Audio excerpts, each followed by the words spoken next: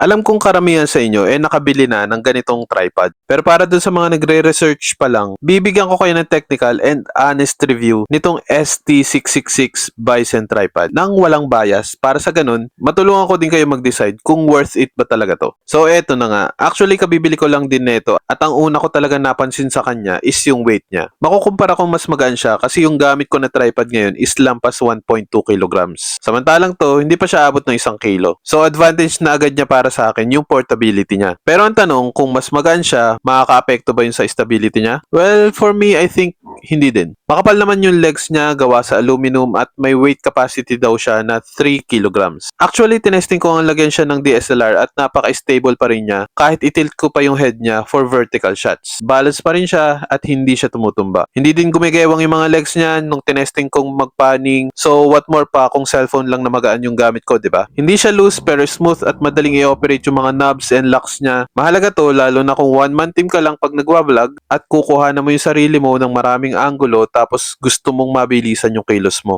May free na rin pala siyang quick release plate for camera at free cellphone holder. Kaya ready to use na talaga siya kapag na-receive mo. Almost 5 feet din yung kaya niyang itaas so magagamit niyo siya kahit sa mga high angle shots. And no, hindi lang ito yung pinakamababa niyang angle na kaya niyang gawin. Kung magiging creative kayo, pwede niyo siyang i-screw dito sa gitna, i-adjust yung clip sa baba ng phone, i-tilt yung head, tiklopin yung legs, at pwede niyo na siya magamit sa mga low angle shots or ground level na mga anggulo. May foam grip din siya para sa mas komportableng hawakan and actually, ito din yung dahilan kung bakit mukhang pang professional tong tignan. Pero ito ito yung medyo intriguing part niya para sa akin. Meron siyang additional handle dito which is hindi ako sure kung bonus feature ba to para lang may hawakan siya kapag dinadala or para magamit mo din siya as a steadicam. Ulitin ko, hindi ako sure kung ito ba talaga yung gamit nito pero kung man, mukha naman siyang effective so magagamit mo to sa mga handheld shots lalo na kung walang image stabilization yung mga gamit yung camera. Meron din siyang level para ma-check mo kung pantay yung framing mo at meron din nga pala siyang hook dito para sabitan ng mga magagaan na bag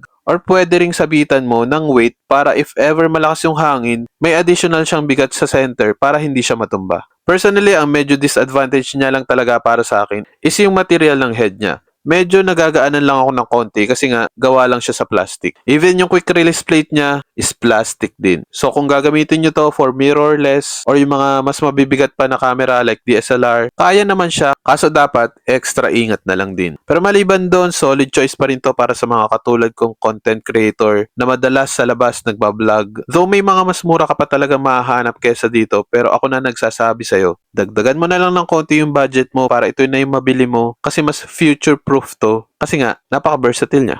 Yun lang.